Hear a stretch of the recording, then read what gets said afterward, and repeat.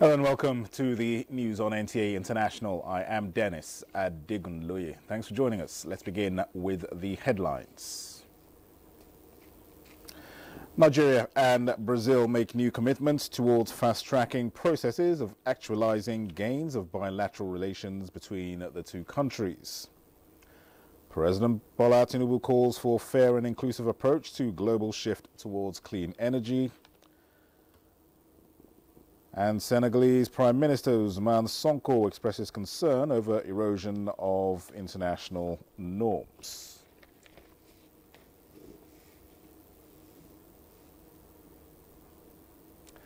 Let's begin in South America, where Nigeria and Brazil are making new commitments towards fast-tracking the processes of actualizing the gains of the bilateral relations between the two countries. President Tinubu and his Brazilian counterparts Luiz Lula da Silva expressed enthusiasm for a timely and fruitful relationship between the two countries at their meeting in Rio de Janeiro.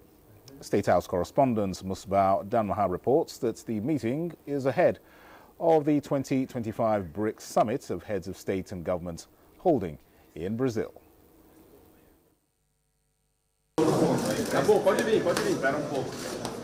Presidents Bola Tinubu and Luiz Lula da Silva of Brazil. Again, a bilateral relations meeting, fast transforming into friendship intimacy.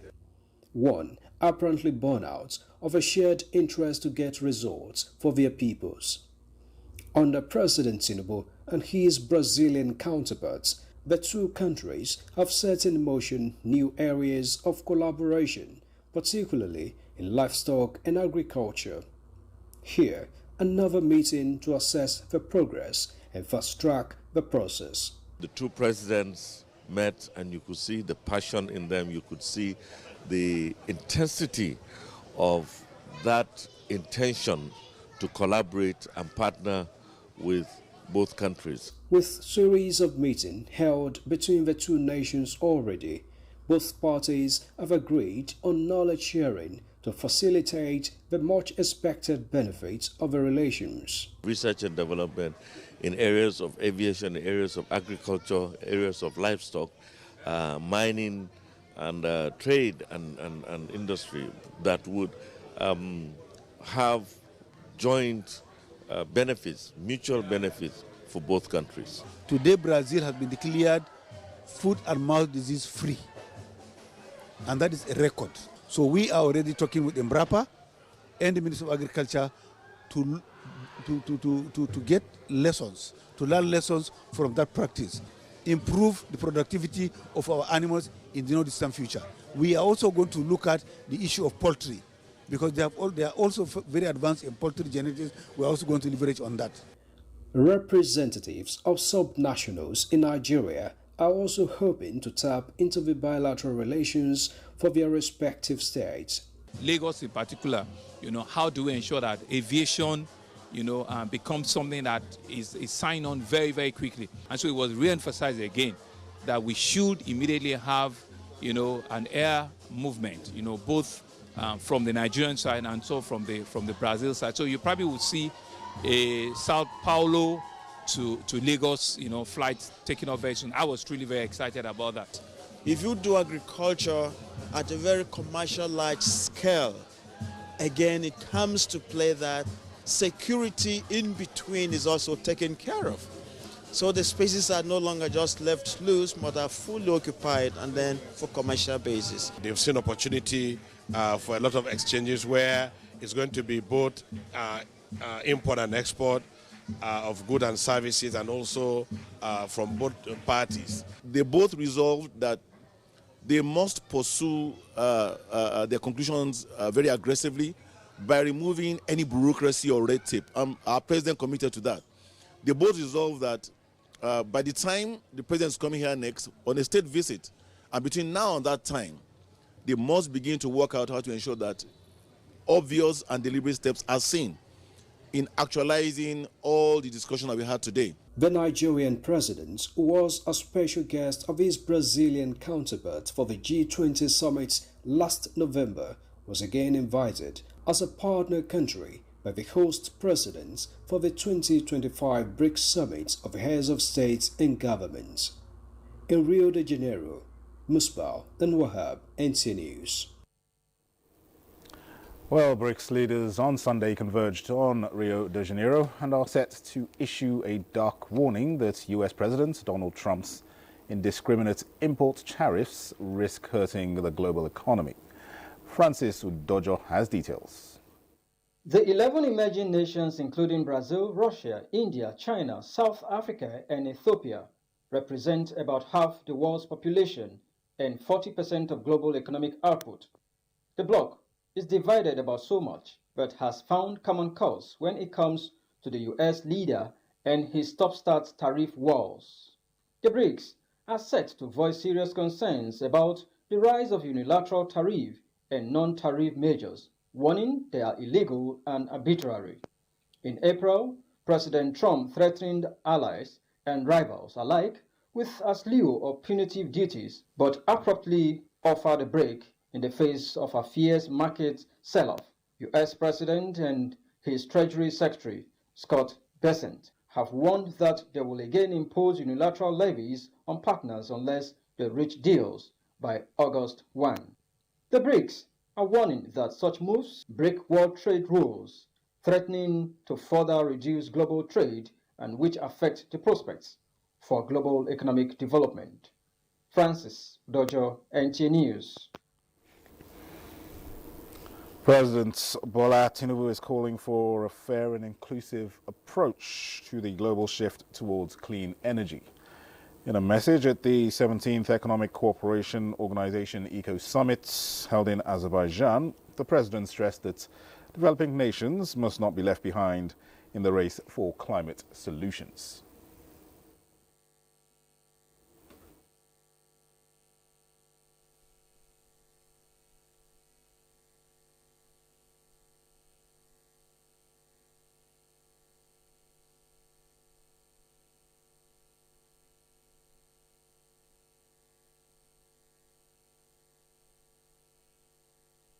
The challenges of climate change demand global resilience through stronger infrastructure, smarter energy systems, and integration of trade corridors.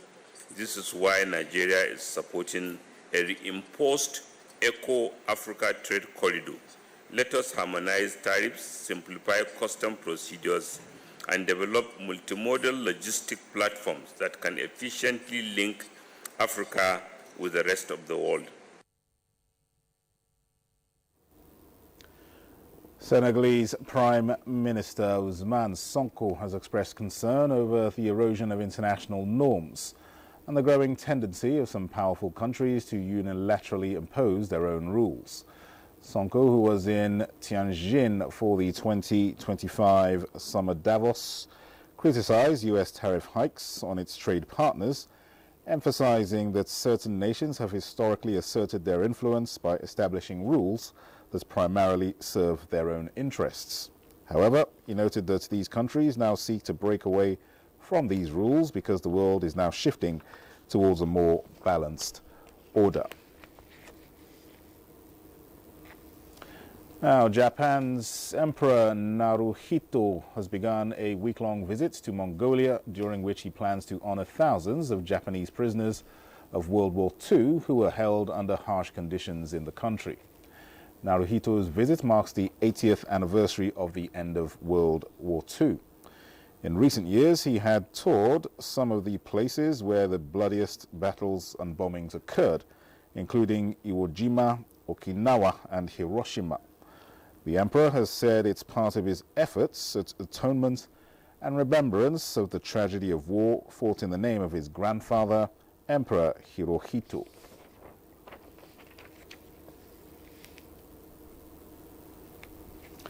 Now, the federal government has given the green light to a sweeping tax incentive framework that empowers the Raw Materials Research and Development Council to reward industries investing in research, innovation, and the use of local raw materials. A bold policy move expected to reshape Nigeria's industrial landscape. Justin Bem-Unyi reports.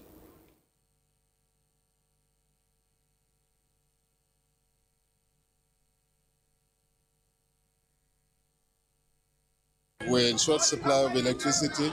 An additional 100 megawatts means that we now can run our economy, industries, irrigation, mines, barber shops, salons, they can operate.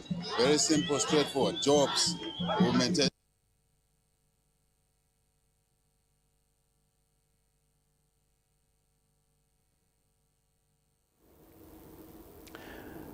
A new United Nations report says young people across the globe could be critical agents of change for the future of food security, economic growth and climate resilience, but coordinated global action is needed to unlock these potentials. According to the new Food and Agriculture Organization of the United Nations reports, bridging the employment gap for youth in agriculture could increase the global economy by 1.4%. with benefits by accounting for about 1.5 trillion US dollars. The report emphasizes the crucial role of youths in transforming agri-food systems to improve food security, nutrition, and economic opportunities.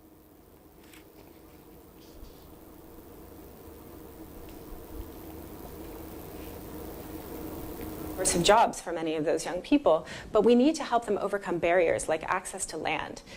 Young people are inheriting smaller and smaller plots in areas with youth abundance or are inheriting later due to the lack of pension systems for older farmers. The report estimates that if we could address the gap in employment for people from age 20 to 24, we could increase the global economy by 1.4%, and that we could have a benefit of about 1.5 trillion US dollars.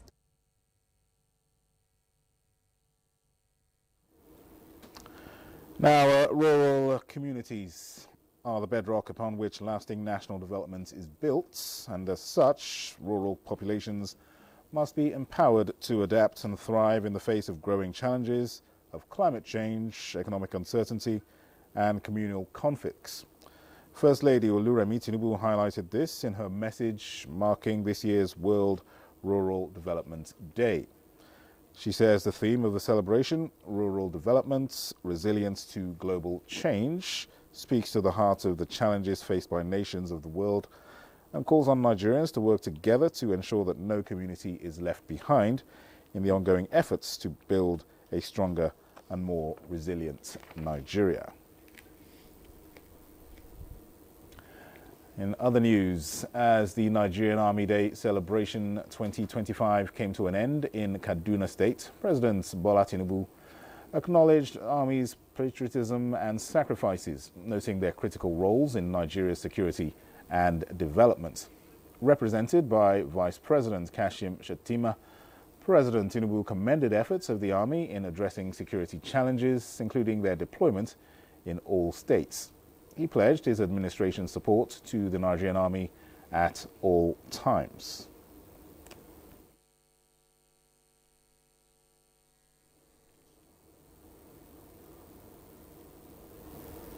All right, let's take a break. We'll be back shortly with more reports. Stay with us.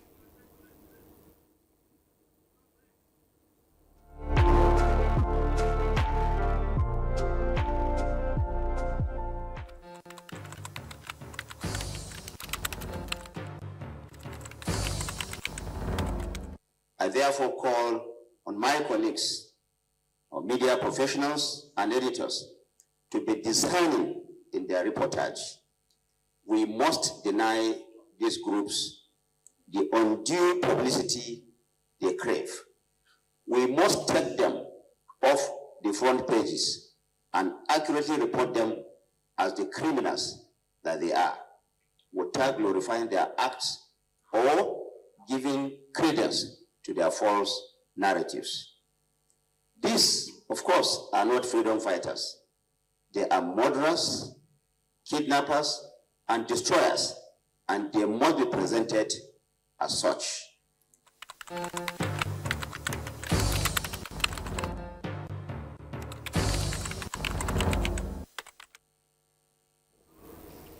Welcome back.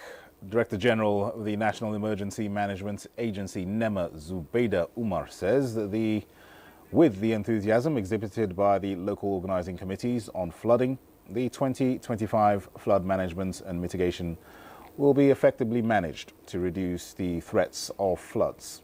The NAMA boss stated this at a simulation exercise on flood management and mitigation in Wudil local government area of Kano State. Ilyasu Aliyakubu reports.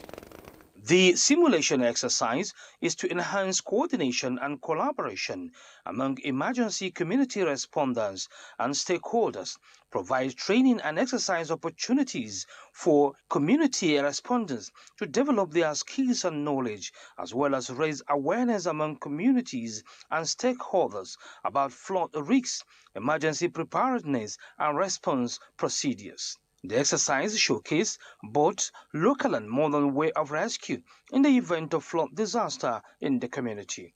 The exercise also featured victims undergoing medical checkup, camping, and distribution of food and non-food items. The DG NAMA said the plan of executing the simulation exercise in the 6 geopolitical zones of the country is to make state emergency and local organizing committees well informed on the management and mitigation of flood disaster in their communities. Today, we are simulating a crisis so that we're better prepared to save lives when it becomes a reality. Let me reiterate that preparedness saves lives. Our ability to anticipate, respond, and recover quickly from disasters depends largely on how well we train and work together.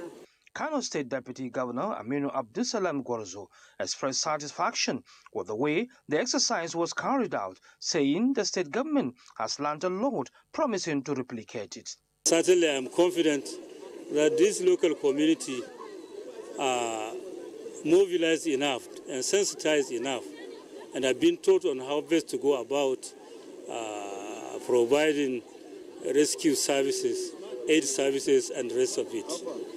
Secretaries of State Emergencies of Jigawa, Kebbi, and Katsina State participated in the exercise. From Wudil local government area of Kano State, Ilyasu Aliyakubu, NTA News. Operatives of the National Drug Law Enforcement Agency, NDLEA, have successfully intercepted cocaine consignments concealed in lipstick bound for the United Kingdom and Saudi Arabia. Salwa Khalil Ibrahim reports that a notorious drug kingpin known as Wari Kinsman and a family of 4 were arrested in connection with alleged drug offences. In 84 pieces of female lipsticks bound for UK were seized, while 280 grams of the same class of drug were uncovered in a property title document, certificate of occupancy, being sent to Saudi Arabia. A notorious drug kingpin, popularly known as Wari Kingsman, was arrested in Ikeja, Lagos, after NDLEA operatives dismantled his drug trafficking network in a 3-day operation, leading to the arrest of 3 other suspects. Similarly, a businessman, his wife, their 2 daughters, and their family friend were taken into custody, along with 277.5 kilograms of skunk, after investigations revealed they ran a major illicit drug distribution network in Lagos. Further investigation led to the recovery of 231 kilograms of the same substance from their home. NDLEA operatives at the Murtala Mohammed International Airport intercepted a frequent flyer with 7,660 pills of tramadol, 225 milligrams and 200 milligrams hidden in food items bound for Italy. Additionally, a total of 52 pieces of suspected counterfeit travelers' checks worth 17,700 Australian dollars bound for Malaysia were intercepted by NDLEA operatives at the export shed of the Lagos airport. A freight agent was arrested and will be transferred to the Economic and Financial Crimes Commission (EFCC) for further investigation. In Abuja, Salwa Khalil Ibrahim, NTA News. A coalition of civil society organizations led by the Center for Ethical Conduct, Orientation and Empowerment has described the recent emergence of the Comptroller General of Customs, Adewale Adeniyi, as the chairperson of the World Customs Organization Council as a historic moment for Nigeria at the global stage. At a press briefing in Abuja, the group said the development is a plus for Nigeria's image and the renewed hope agenda of President Bola Tinubu, under whose reforms in public institutions have seen public officers rising to global prominence. It noted that under President Tinubu's administration, NTA has been empowered to modernize the Nigeria Customs Service, making it more transparent, efficient and globally competitive, which is now being acknowledged on the global scene, urging him not to relent. We celebrate today is a proof that when merit is given a chance, Nigerians shine. CGC Adewale Bashir Adeniyi, global recognition is a testament that when capable Nigerians are empowered, the world pays attention. We commend President Bola Ahmed Tinubu for his commitment to rewarding competence and merit. And we urge all stakeholders within government and the private sectors and the civil society to support this call for leadership continuity in the Nigerian Customs Service. Now, in a celebration of literature and ideas, Chioma Momma presented her books, Not the Perfect Parents, Wisdom from the Woman of the Bible, and Fun Day at the Zoo to a packed audience of book lovers and intellectuals. The events offered a fresh perspective, sharing inspiration and insights with the audience. Shehu Mohammed Dati witnessed the book launch and now reports. Tracheostomy she carries is the only way she can breathe. The literary world was abuzz with excitement as Chioma Momma unveiled her masterpiece, promising to captivate readers with its thought-provoking insights and engaging narrative. Through those books, they can see those books and dream for a better tomorrow. They can see those books and plan ahead and say, oh, I'm going to have a great future. So my plan is to make sure as many children as possible get those books. I distribute my books in schools, and I hope also people buy and also share with other people. So that's what I do. The books, which challenge conventional wisdom and spark meaningful conversations, were described by a panel of discussants as timely, educative, and inspiring, offering a profound X-ray of societal issues. It's a book that's needed now for our society because a lot of our values are being eroded through, things in social media and all. And for all the books she's written so far, they are books that when you read them, they add value. Profoundly, the intellectual art experience is a source of pride, showcasing exceptional talent. It takes a lot of humility for a man to see his wife is courageous, ambitious, and is goal-getting.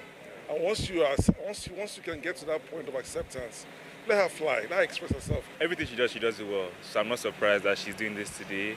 And I just pray that she continues to do even more and more that she's doing today. The books are characterized by digestible chapters that are advice-bound, making them accessible and impactful. In Abuja, Shehu Mohammed Dati, NTA News. For stories trending in the sporting world, let's join Oche Ngbede on Sports Update. Super Falcons head coach Justin Madugu has assured Nigerians that the team is fully committed to meeting the expectations of the passionate supporters as they prepare for their opening encounter of the Women's African Cup of Nations WAFCON in Morocco against Tunisia Sunday. Speaking ahead of the encounter, Coach Madugu expressed his appreciation for the support from the fans across the country, adding that both the players and technical crew are determined to justify that trust. 6 matches were decided Saturday as the All-Stars Invitational Football Tournament enters match day 4 in Abuja. All-Stars University of Abuja Teaching Hospital in their opening campaign lost 1-0 to Like Minds All-Stars Kuje, with Z. Michaels also losing 1-0 to Karu All-Stars. In other result, Po Fitness played a 1-1 draw with New Karu. We're glad we actually took our first win today. We ought to have done this in our last match, but unfortunately, we didn't take our chances. It's a blow to us that we lost our first game, which is a foundation in any competition. Playing the first game and losing it. The All-Stars competition in Abuja is going well because we see a lot of discipline, and then the officiating, they are trying. And then if each zone in Nigeria, they will keep this momentum, it's going to be good for the All-Stars. The federal government has expressed its commitment to honoring Nigerian sports legends by immortalizing them for their outstanding contributions to national development and global recognition. Chairman, National Sport Commission Shehu Diko made this known during a media interaction in Abuja, noting that Nigerian sports icons have played a crucial role in uniting the country and projecting its image positively on the international stage. We need to find a way to see how we can immortalize his name one way or the other, and because he's really a role model for the young upcoming goalkeepers. And finally, to tennis, as 7 times Wimbledon champion Novak Djokovic made his way to a rare century at the grass court Grand Slam on Saturday when he outclassed Serbian competitor Miami Kamanovic 6-3, 6-love, 6-4 to reach the 4th round in his quest for a record 25th major. Meanwhile, Poland's Iga Świątek moved into the 4th round at Wimbledon after a 6-2, 6-3 victory over Danielle Collins. With Sports Update, Oche Ngbedi, NTA News.